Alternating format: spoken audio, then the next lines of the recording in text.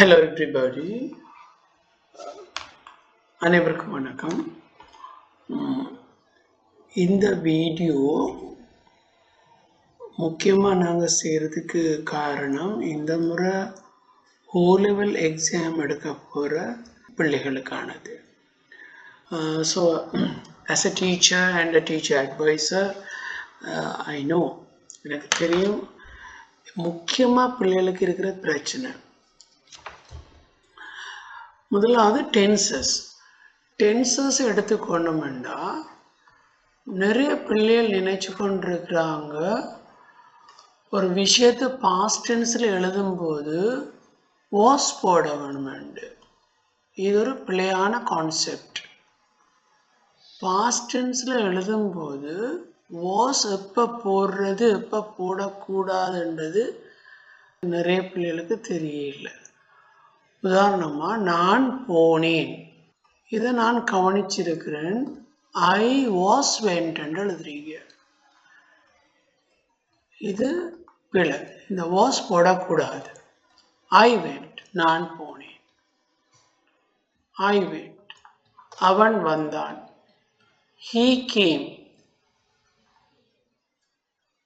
He was game என்று போட்டால் அது பிழை. உங்களுக்கு கிராமர் பிழைக்கு 2 மார்க்ஸ் வெட்டுவாங்க. சாதாரண ஒரு past tense, my favourite what do you call an unforgettable incident in my life, அல்லது the holiday I spent during the last vacation, நான் கழித்த விடுமுறை அல்ல நான் சென்ற பயணம், இப்படி ஏதாவது ஒரு டாப்பிக்கில் வரும்போது நீங்கள் பாஸ்ட் டென்ஸில் தான் எழுத வேண்டி இருக்குது.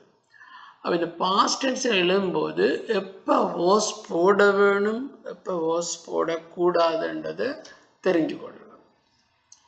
ஒரு வினைச்சொல், ஒரு வேர்பை நேரடியாக நீங்கள் பாஸ்ட் டென்ஸை ஜாயின் பண்ணும்போது வாஸ் தேவையில்லை, போடக்கூடாது. நான் கடந்த விடுமுறையின் போது யாழ்ப்பாணத்துக்கு சென்றேன். ஐ went to Jaffna during the last vacation.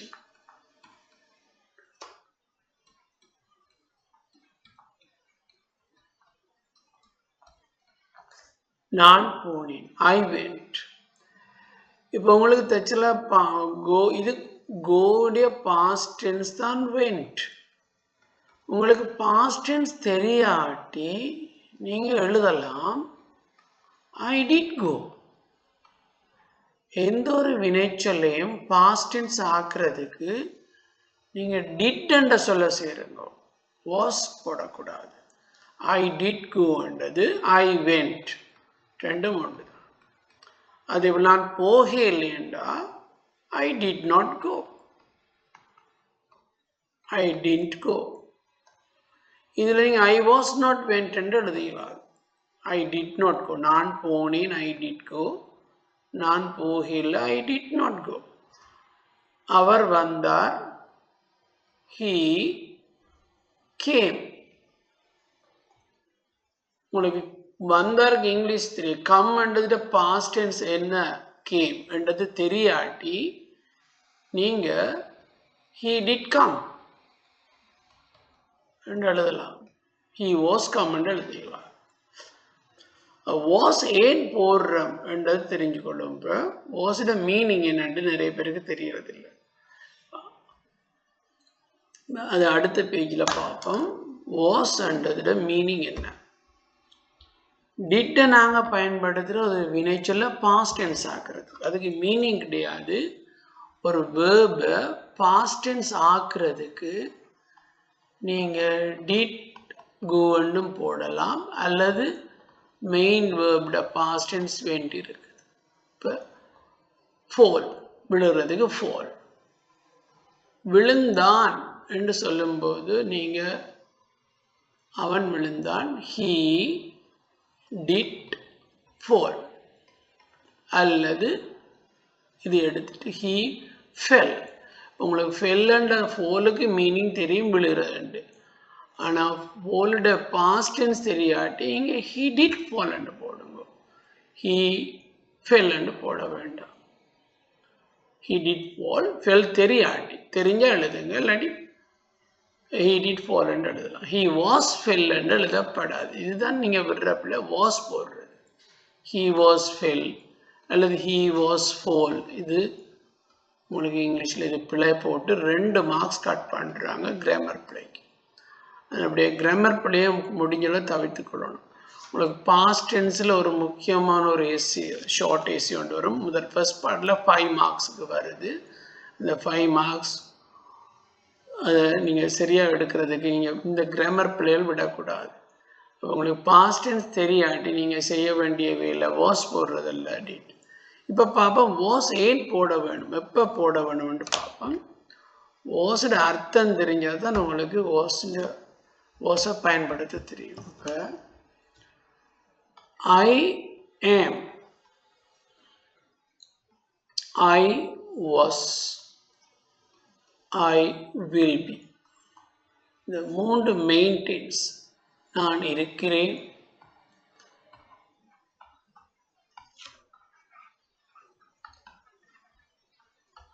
இது நான் இருந்தேன்,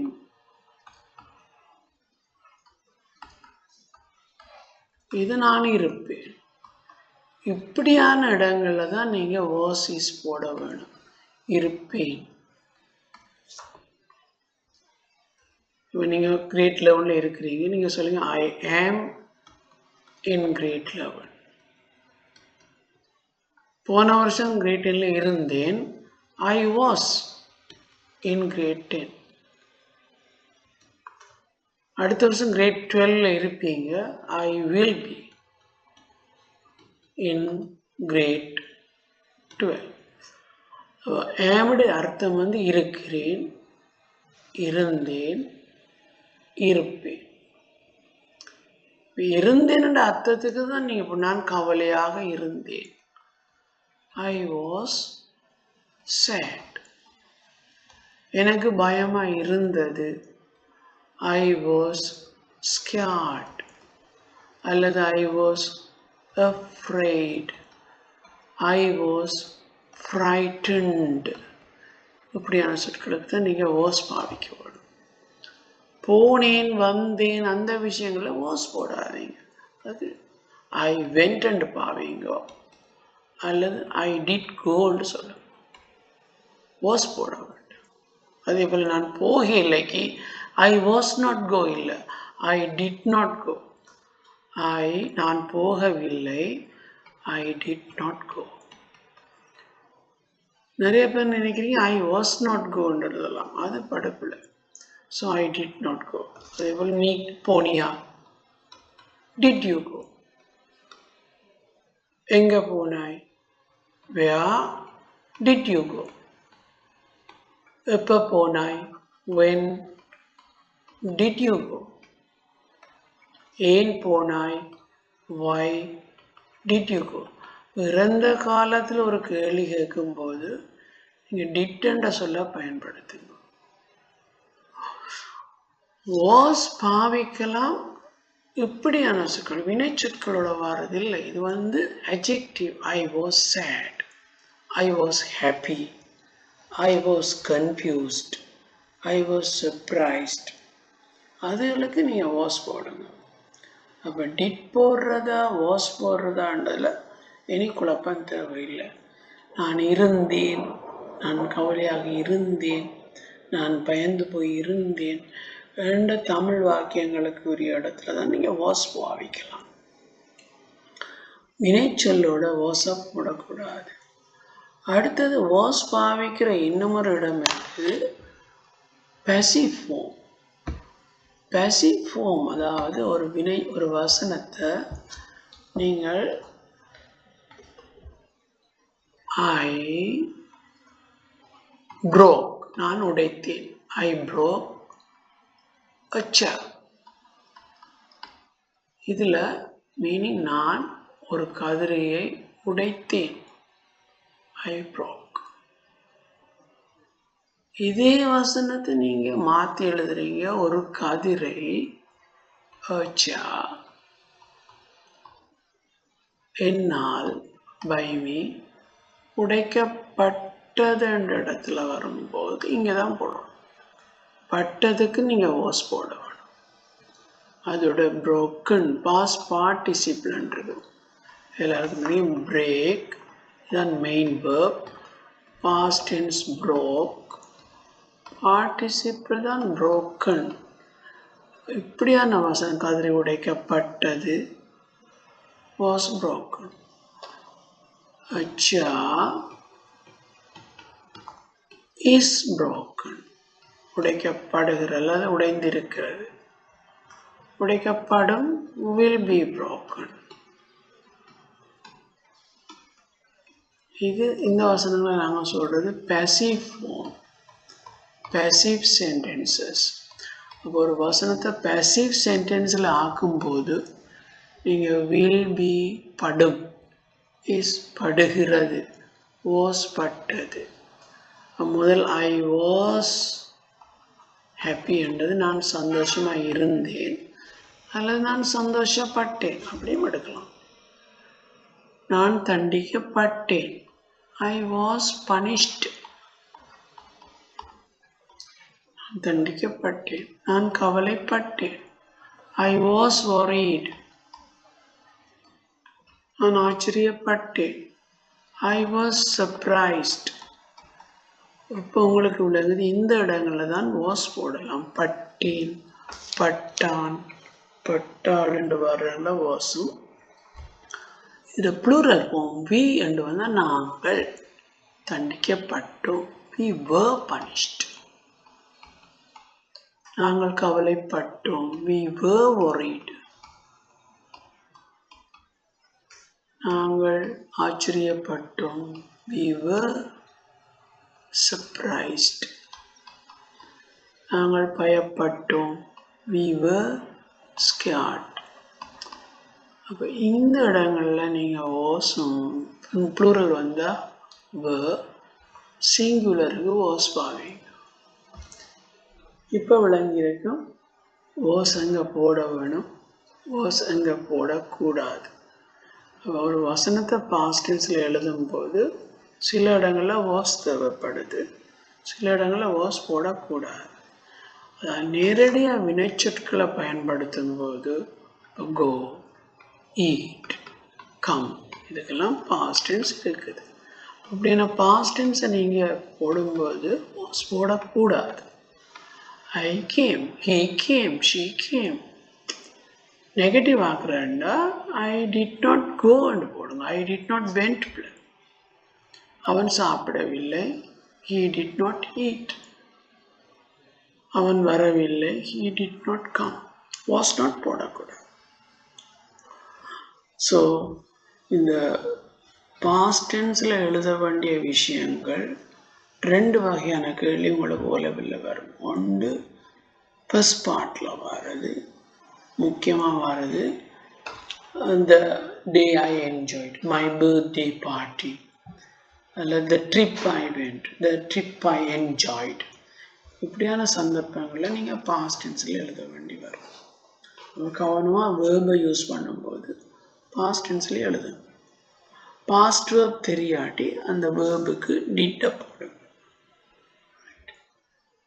அதே நேரம் நான் உணர்வுகள், அதாவது பட்டேன், ஆச்சரியப்பட்டேன், கவலைப்பட்டேன், சந்தோஷப்பட்டேன், அந்த இடங்களை நீங்கள் வாஸ் போடுங்க. ஐ was happy, I was pleased, I was amazed. இதெல்லாம் உணர்வுகளோட வரும். உணர்வுகள் வந்து ஃபீலிங்ஸ், அது பொதுவாக அட்ஜெக்டிவ் ஃபார்மில் தான் இருக்கு. நீங்கள் அதுக்கு வாஸ் போடுங்க அல்லது வேர்ப் போடுங்க. ப்ளூரலுக்கு ரெண்டு தான் இருக்கு, வாஸ் வேர்டு. ப்ரெசன்ட் டென்ஸில் am, is, are. இப்போ ஒரு எக்ஸசைஸ் செய்வோம். அந்த எக்ஸசைஸ் செய்யும்போது உங்களுக்கு விளங்கும். அதில் நீங்கள் போட போகிறீங்க am, is, are, was, were, will be. இந்த விழா சொல்லும் ப்ரெசன்ட் டென்ஸுக்கு பாவிக்கிற சொற்கள். இது பாஸ்ட் டென்ஸுக்குரியது, இது ஃபியூச்சர் டென்ஸுக்குரியது. இந்த இவ்வளவு சொற்களை நாங்கள் மெயினாக பி ஃபார்ம்னு சொல்கிறோம். பி இதில் இருந்து வந்ததுதான் இந்த சொற்கள். அப்போ he in London next year. உங்களுக்கு தெரியும் நெக்ஸ்ட் இயர்னா அடுத்த வருஷம். அப்போ இது ஃபியூச்சர் டென்ஸ். நெக்ஸ்ட் இயர்ன்றது ஃபியூச்சர் டென்ஸை குறிக்கிறபடியால் ஃபியூச்சர் வேர்பிடம் வில் பி. அதே வசனத்தை நான் இப்போ இன் இந்தியா லாஸ்ட் இயர்னு சொல்கிறேன். லாஸ்ட் இயர் பாஸ்ட் டென்ஸுக்குரிய சொல்லு, பாஸ்ட் டென்ஸ். அப்போ நீங்கள் பாஸ்ட் டென்ஸில் 2 சொற்கள் இருக்குது, வாஸ் வர். சிங்குலர் ஹி என்னது சிங்குலராக இருக்கிறபடியால் வாஸ். வி இன் ஸ்ரீலங்கா இன் 2010. 2010 ஒரு பாஸ்ட் டென்ஸ் ஆனபடியால் வி வாஸ் எடுக்கல. அது ஒருமைக்கு தான் வாஸ் பாவிக்கலாம், பன்மைக்கு வ. வி வ இன் ஸ்ரீலங்கா. நாங்கள் 2010 இலங்கையில் இருந்தோம். அவன் இந்தியாவில் இருந்தான். இருப்பான் வில் பி. அப்படி இருப்பான், இருப்பேன், இருப்பாள் எல்லாத்துக்கும் ஒரு சொல்லுதான் இங்கிலீஷில் வில் பி. இருந்தேன், இருந்தான், இருந்தாள் அந்த ஒருமை சொற்களுக்கு வாசம். இருந்தோம், இருந்தார்கள், இருந்தீர்கள், இருந்தன இதுக்கு வேகம் போடும். இது நிகழ்காலம். இருக்கிறேனுக்கு மட்டுமே போடுங்க. இருக்கிறான், இருக்கிறாள், இருக்கிறது இஸ் போடுங்க.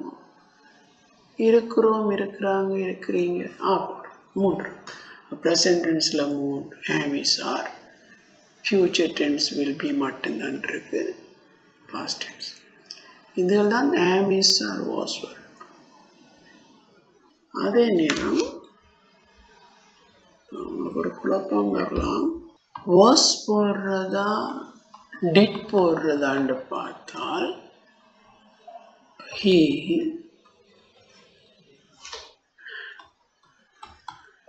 come to my birthday party.